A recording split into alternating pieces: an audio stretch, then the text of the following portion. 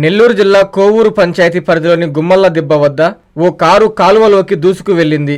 ఈ ప్రమాదంలో కారు నడుపుతున్న కోనమ్మ తోటకు చెందిన రవికుమార్ అనే యువకుడికి తీవ్ర గాయాలయ్యాయి. స్థానికులు పోలీసులకు సమాచారం అందించారు.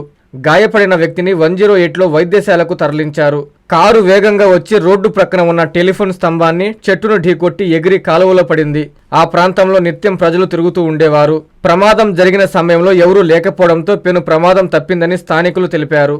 కాంచీపురం పెరుమాళ్ సిల్క్స్ 1+1 మగ్గం ఫోల్డ్ పట్టు శారీస్ 900, 1+1 సాఫ్ట్ సిల్క్ పట్టు శారీస్ 2500, 3 కంచి పట్టు saris 4500. Kanchipuram Perumal silks, Rajahmundry, Tirupati, Nellore. Hi Nilor, please subscribe to N3 TV.